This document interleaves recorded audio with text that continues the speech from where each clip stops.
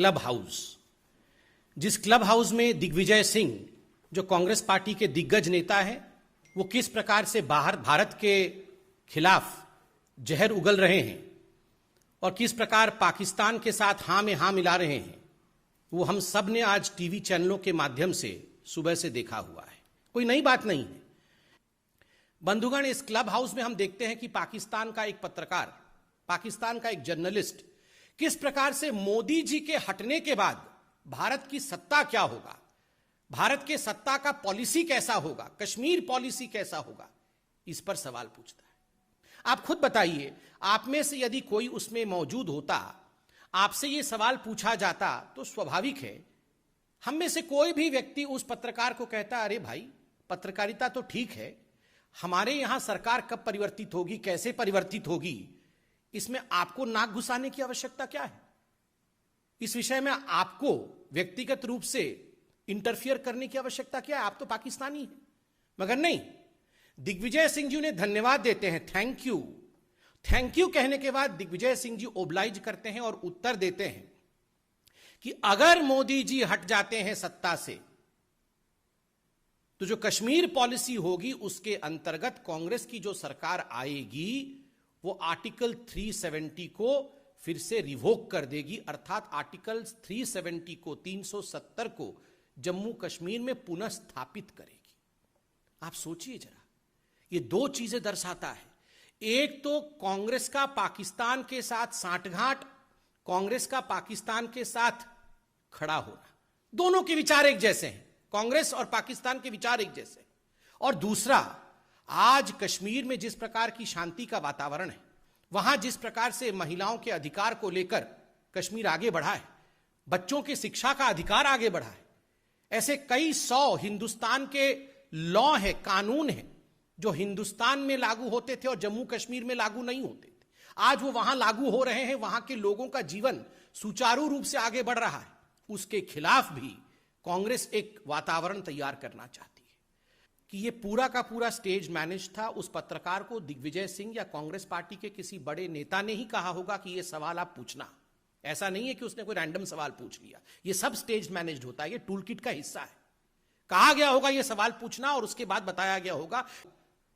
जब आप याद करिए, मणिशंकर अय्यर जाते हैं पाकिस्तान और वहां एक साक्षात्कार में, एक टीवी इंटरव्यू में कहते हैं मोदी को हटाना होगा, मोदी को हटाना होगा और हमें लाना होगा।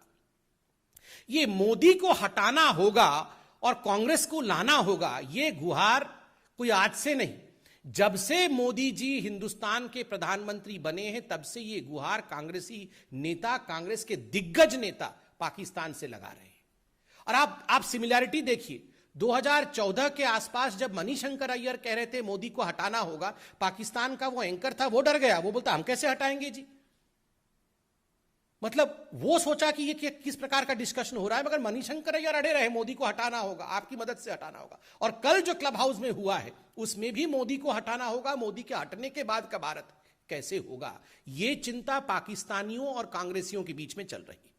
और इन सबके सरगना, चाहे वो दिग्विजय सिंह हो, चाहे वो मणिशंकर अय्यर हो, ये सबके सरगना है आदरणीय राहुल गांधी जी। राहुल गांधी जी, आपको याद होगा आर्टिकल 370 जब एब्रोगेट हुआ था, 25 अगस्त 2019 को एक ट्वीट किया था और उन्होंने कहा था आर्टिकल 370 हटा करके हिंदुस्तान की सरकार ने एक भारी गलती कर दी है और बहुत बड़े रूप में जम्मू कश्मीर में लोगों के ऊपर आक्रमण हो रहा है। हजारों लोगों के, एक बाइट में उन्होंने कहा था पार्लियामेंट के बाहर, हजारों लोग हताहत हो गए हैं, मारे गए हैं और इंडिया में, जम्मू कश्मीर में कोई डेमोक्रेसी और लोकतंत्र नहीं है। नतीजा, 25 तारीख को राहुल गांधी ये ट्वीट करते हैं और 27 तारीख को, 2 दिन बाद, एक डोसियर बना करके, एक चिट्ठी लिख करके इमरान खान, पाकिस्तान के राष्ट्राध्यक्ष इमरान खान, इसे यूनाइटेड नेशन, संयुक्त राष्ट्र में डिपॉजिट करते हैं और कहते हैं देखिए ये इंडिया का वक्तव्य है, ये इंडिया के ऑपोजिशन लीडर का वक्तव्य है। आप सोचिए जरा, मुझे तो शक है कि ये किस प्रकार से टाइमिंग थी कि 25 तारीख को राहुल गांधी का ट्वीट और 27 तारीख को यूनाइटेड नेशन में प्रस्तुत हो जाना। कहीं ये सांठगांठ तो नहीं? ये कितना बड़ा टूल किट है। कहीं ये सांठगांठ तो नहीं कि हां मैं ट्वीट करूंगा तुम उसे प्रस्तुत कर देना, और हजारों लोग मारे गए। किस प्रकार से झूठ फैलाया गया। स्ट्राइक और सर्जिकल स्ट्राइक किया था, उस समय सर्जिकल स्ट्राइक को फर्जिकल बताने का काम और उसे खून की दलाली बताने का काम किया था। ये वही राहुल गांधी है। और राहुल जी, मैं तो सवाल आप ही से पूछूंगा, आपके पुराने ट्वीट्स निकाल के लाया हूं। ये एक ट्वीट है 13 तारीख का, 13 फरवरी 2020 का।